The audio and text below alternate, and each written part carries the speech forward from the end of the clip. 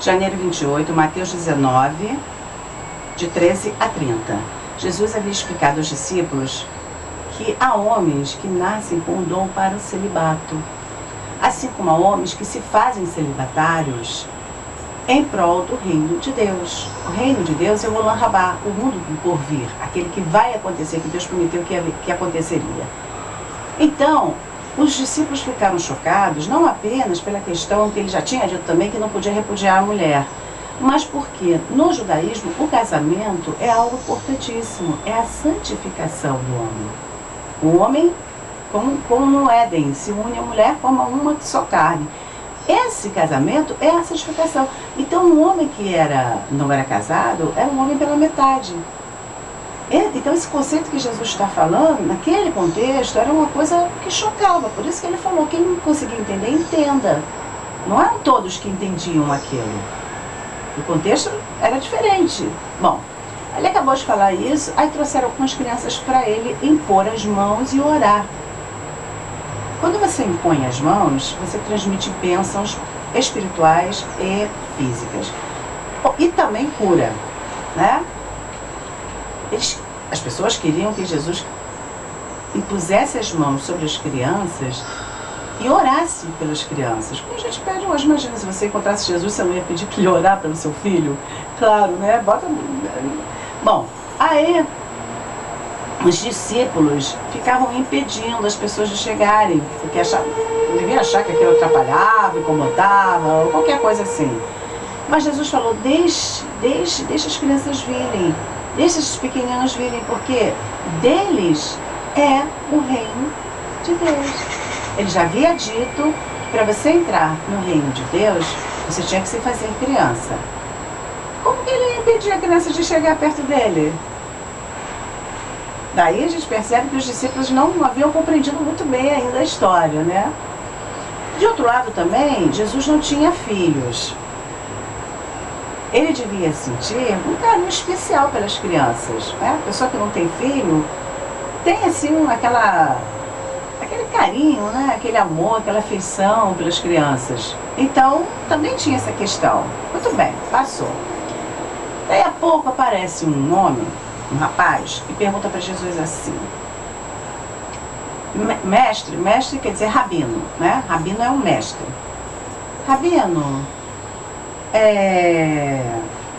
que coisa boa, o que é bom que eu posso fazer para ter a vida eterna? Olam Rabá. O mundo que vem, né? A vida eterna. Aí Jesus fala assim, por que me perguntas sobre o que é bom? Só há um que é bom. Mas, se queres entrar na vida, guarda os mitzvot, os mandamentos. Bom, vamos fazer uma pausa aqui. Primeiro, o conceito de bom só se aplica a Deus. Porque tudo que Deus faz é bom. A pessoa é o que a pessoa faz. Se você só faz o bem e o bom, você é uma pessoa boa. Como só Deus faz o que é bom e o bem, ele é bom. Então ele é também chamado de Tov. Em hebraico é bom. Quando ele criou o mundo no início, cada dia que ele terminava a criação, ele falava Tov, quer dizer, como você faz uma coisa e você fala, puxa, que bom que eu fiz, né? Ficou bom.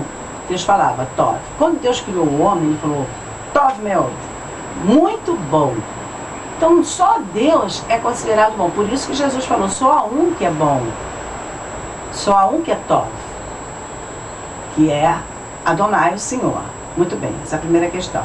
A segunda questão é Jesus fala para ele, você tem que cumprir os mandamentos. Olha só, Jesus falou, se queres entrar na vida, guarda os mandamentos. Mais uma prova de que ele estava mandando cumprir a lei, a Torá. Acontece que existem no judaísmo 613 mandamentos contados. 248 são positivos E 365 são negativos, né? Farás, não farás. Esses 248, eles associam com o número de partes do corpo, de membros do corpo. E esses 365 com os dias do ano. E a soma dos 613 mandamentos que estão na Torá dá 10, que são as 10 palavras do Decálogo de Sinai. Bom, quantos mandamentos? 613. Aí Jesus fala, você tem que cumprir os mandamentos. Ninguém consegue cumprir todos os mandamentos. Ninguém consegue cumprir toda a lei. Ninguém. Não tem um que faça isso. Sempre vai falhar num ponto. Então o rapaz perguntou, quais mandamentos? Ou seja, quais desses 613 são os mais importantes? Aí Jesus vai dizer, primeiro, não matarás. Esse é o primeiro, a vida é o fundamento. Esse é o primeiro, nós pressupomos que o matar é o mandamento que Deus considera pior de todos, né? É uma ação nossa que Deus considera a pior, matar alguém, tirar a vida de alguém. Embora não matarás não seja o primeiro mandamento, né? Não matarás é o primeiro da parte do relacionamento com os homens. Depois a gente vai chegar lá. Depois, não praticarás o adultério, não adulterarás, que também é abominável para Deus. Terceiro, não roubarás, porque você está tirando coisas do outro. Quarto, honrarás pai e mãe. Esse honrar pai e mãe é o quinto mandamento, que está na parte do relacionamento do homem com Deus. Olha só como Deus colocou, hein? Jesus colocou dessa forma.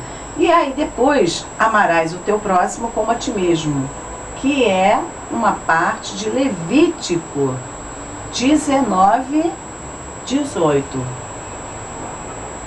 Amarás o próximo como a ti mesmo. Então Jesus resumiu para o homem quais seriam os mandamentos mais importantes que ele deveria cumprir.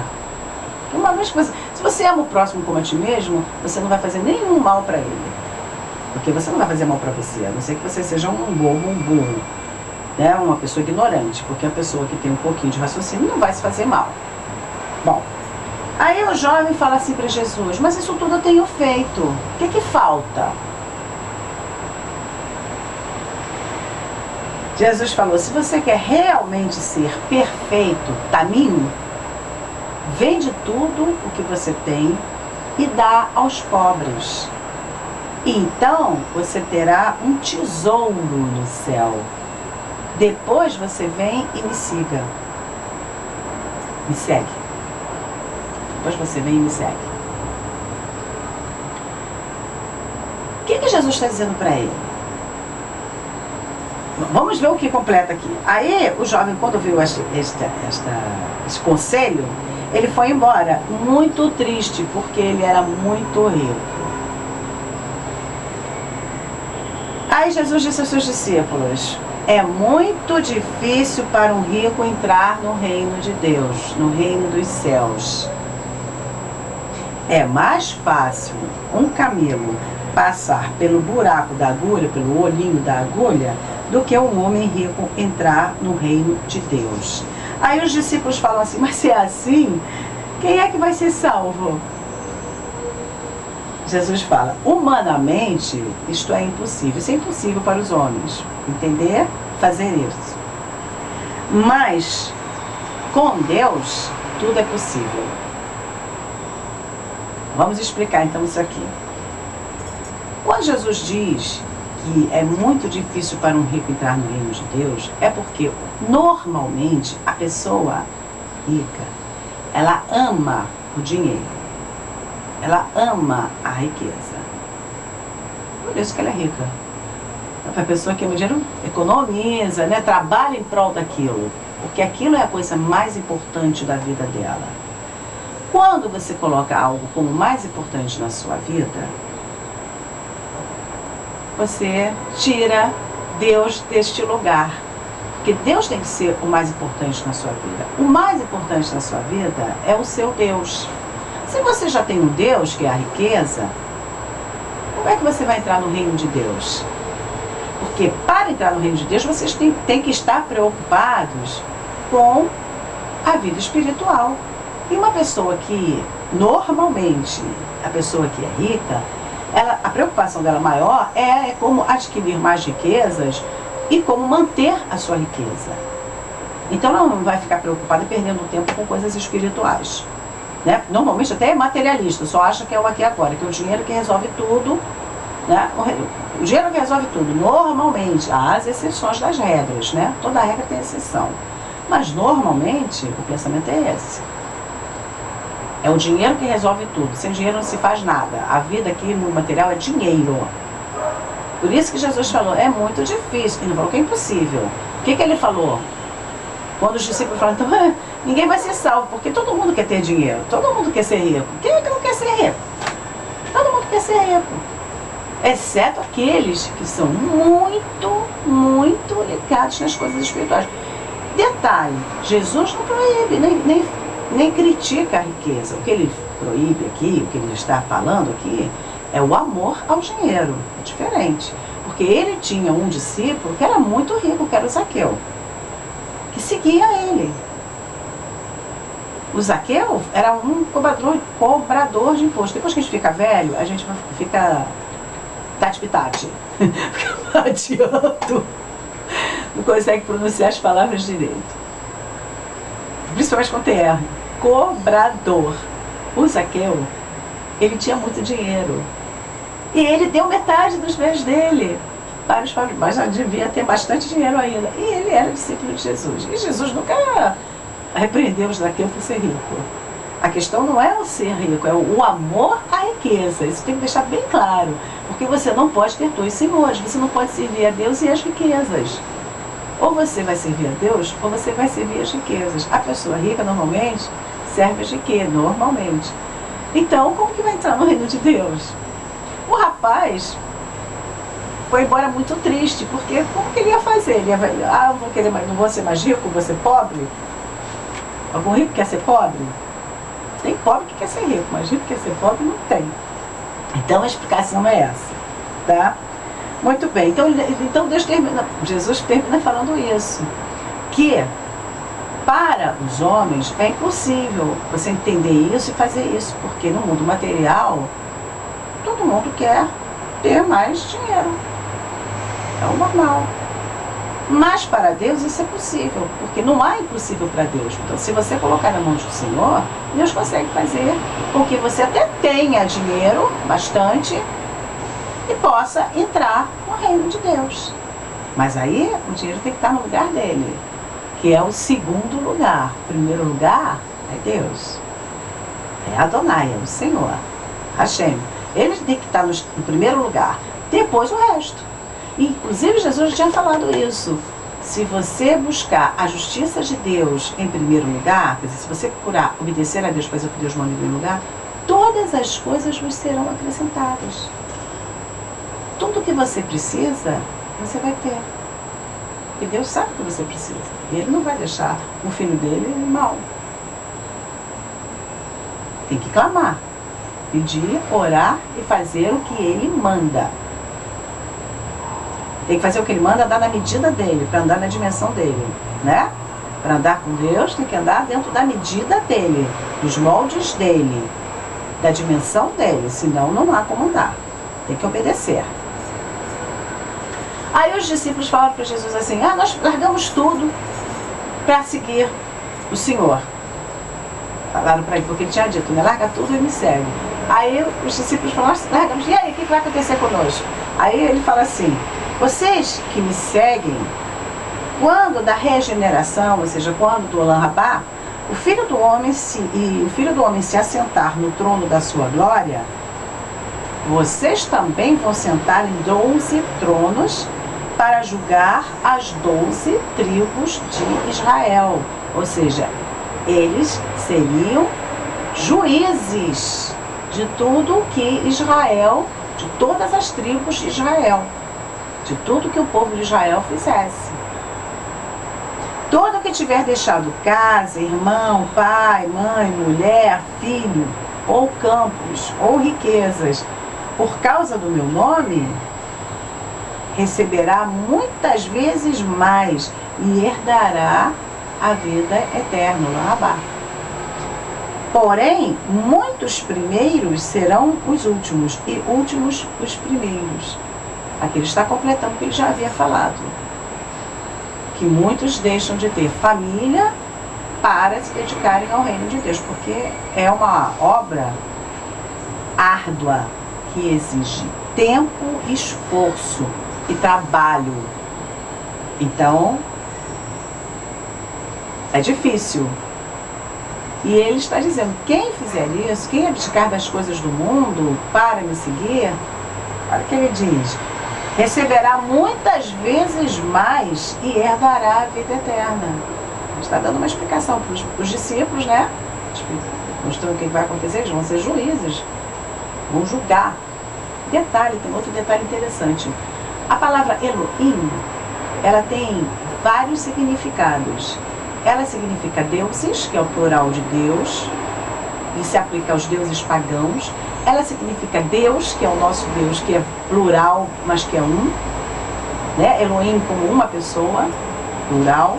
Ela significa anjos, ela pode ser traduzida por anjos, e também por juízes.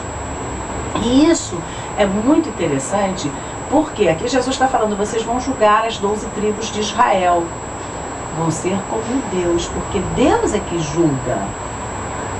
Lembra que José falou, eu estou por acaso no lugar de Deus para julgar vocês porque vocês fizeram? Deus é que julga. E essa é a diferença básica entre os seres humanos e os animais. Porque a Torá fala, a Tanar, né, a Bíblia, que os animais têm espírito e têm alma, como nós. Eles têm o mesmo espírito, eles recebem o mesmo fôlego de vida que nós recebemos, e quando perdem, morrem. E também alma, que é a personalidade. O animal, ele tem vontade, ele tem sentimentos e ele tem pensamentos. Ele tem.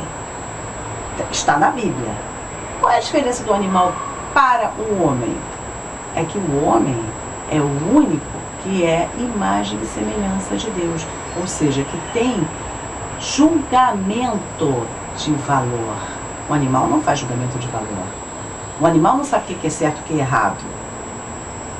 O animal faz as coisas por instinto. Ele não está preocupado se o que ele está fazendo é certo ou errado. Ele não pensa isso, ele não tem isso. Nós temos. E nós só temos isso quando estamos diretamente em sintonia com Deus. Se nós nos desligamos de Deus, perdemos isto, que é a imagem e semelhança de Deus, que é justamente o poder fazer um julgamento de valor. E quando nós perdemos isso, nós nos tornamos iguaizinhos aos animais. Ok? Muitos primeiros serão os últimos, e muitos dos últimos serão os primeiros. Aqui ele está se referindo ao povo de Israel e ao povo que se juntou a Israel, nós, que não somos Israel na carne. Primeiros, o primogênito é Israel. Últimos somos nós, que não éramos de Israel, os Goim. Muitos dos primeiros serão últimos, ou seja, vão aceitar Jesus por último. E muitos dos últimos, que somos nós, serão os primeiros, vão aceitar Jesus, o Messias, primeiro.